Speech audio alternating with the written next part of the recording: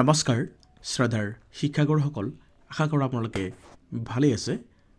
ৰাজ্যৰ প্ৰায় 10 সহস্ৰাধিক শিক্ষক কৰ্মচাৰীয়ে OPSৰ অধীনলৈ আহিব আৰু এই সকল শিক্ষকৰ কাৰণে এটা ভাল খবৰ বিশেষকৈ ৰাজ্যৰ 2005ত নিযুক্তি পোৱা কোন শিক্ষকে OPSৰ অধীনলৈ আহিব সেই বিষয়ে আমি এই ভিডিঅ'ৰ জৰিয়তে স্পষ্টকৈ আলোচনা কৰিম শ্ৰদ্ধাৰ শিক্ষাগুৰুসকল এইখন এখন ফাইনেন্স ডিপাৰ্টমেণ্টৰ পৰা অহা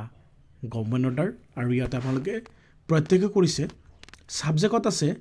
action to be taken on the decisions taken in the meeting held on 11 January 2025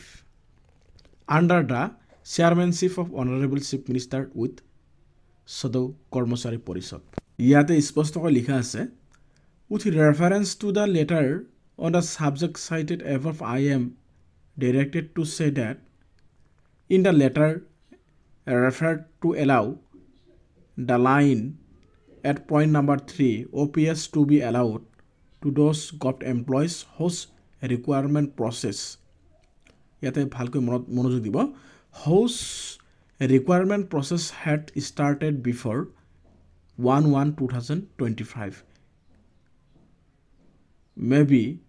read as OPS to be allowed to these government employees whose requirement process had started before 1/1/2005 প্ৰথম লাইনটো 2025 নহব এটা আসলতে 2005 হ'ব গতিকে ইয়াতে স্পষ্টকৈ লিখিছে যিসকলৰ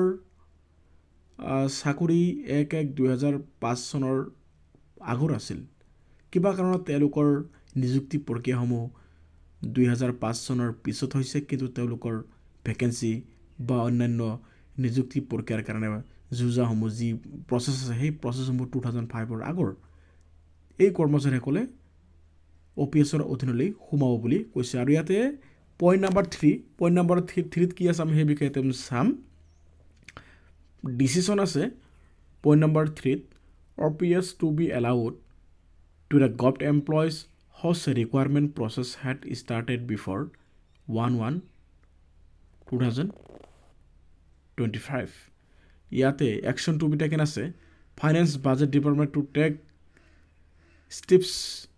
in consultations with ARTP and PG department গতিকে ইয়াতে তেওঁলোকৰ OPS টো আহি যাব 2005ৰ আগত যিসকলে 1/1/2025 চনৰ আগত যিসকলে চাকৰিৰ এপইণ্টমেণ্ট লাভ কৰিছে তেওঁলোকে এইটো পাব আৰু ইয়াতে আমি যদি চাওঁ 1/1/2005 তাৰিখৰ আগতে নিযুক্তি প্ৰক্ৰিয়া আৰম্ভ হোৱা তেওঁলোকৰ কিন্তু যিসমূহ নিযুক্তি প্ৰক্ৰিয়া আছিল এইবিলাক কিন্তু 2005ৰ আগতে আৰম্ভ হৈছিল কিন্তু NPS প্ৰৱৰ্তনৰ পাছতহে তেওঁলোকে এপইণ্টমেণ্টসমূহ লাভ কৰে বা নিযুক্তি লাভ কৰে আৰু তেনেকুৱা কৰ্মচাৰীসকলক OPSৰ অধীনলৈ আনিবলৈ অনুমতি দিয়া হৈছে বিত্ত বিভাগে এই ক্ষেত্ৰত প্ৰশাসনিক সংস্কাৰ প্ৰশিক্ষণ পেঞ্চন আৰু ৰাজহুৱা আপত্তি বিভাগৰ সৈতে আলোচনা কৰি ব্যৱস্থা গ্ৰহণ কৰিব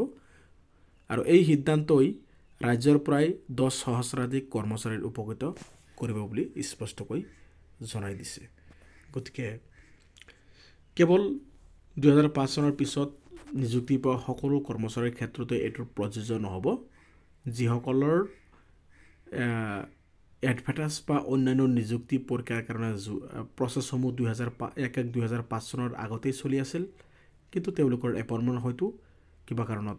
2005ৰ পিছত পাইছে কিন্তু তেওঁলোকৰ যিটো ইফেক্ট এডভাৰ্টাইজমেণ্ট ইফেক্ট ডেট সেইবিলাক আগৰ আছিল গতিকে তেনেকুৱা কৰ্মচাৰীসকলৰ ক্ষেত্ৰত OPS আণ্ডাৰলৈ সোমাই যাব আৰু এনেকুৱা শিক্ষকৰ ক্ষেত্ৰত আছে কিছুমান OBB শিক্ষক আছে কিছুমান OBB আৰু BTৰ ক্ষেত্ৰত কিছুমান এপইণ্টমেণ্ট আছে 2005ৰ এডভাৰ্টাইজ মতে পোৱা কিন্তু তেওঁলোকৰ এপইণ্টমেণ্টসমূহ সম্ভৱ এপইণ্টমেণ্ট বা নিযুক্তি পত্ৰসমূহ সম্ভৱ 2013 বা 14তহে লাভ কৰে গতিকে এনেকুৱা শিক্ষক আৰু বহুত আছে গতিকে আপোনালোকক কমেণ্ট ছেকশ্যনত জনাবলৈ নাপাহৰিব আপোনালোকৰ 2005ৰ 1/1/2005ৰ আগৰ এডভাৰ্টাইজ বা তাৰ ভিত্তি অনুসৰি কোন কোনে তেনেকুৱা কেটেগৰীত পৰে আমাৰ কমেণ্ট ছেকশ্যনত জনাবলৈ নাপাহৰিব হয়তোবা আপোনালোকৰ 2005 পিছতহে এপইণ্টমেণ্ট লাভ কৰিছে কিন্তু আপোনালোকৰ এডভাৰটাইজটো আগৰ এনেকুৱা শিক্ষক যদি আছে নিশ্চয় আমাৰ কমেণ্ট ছেকশ্যনত জনাবলৈ নাপাহৰিব শ্ৰদ্ধাৰ শিক্ষাগুৰুসকল এনেকুৱা ধৰণৰ ইনফৰমেশ্যন আপোনালোকক আমি জনাই থাকিম কিবা কনফিউজন থাকিলে নিশ্চয় কমেণ্ট ছেকশ্যনত জনাব ধন্যবাদ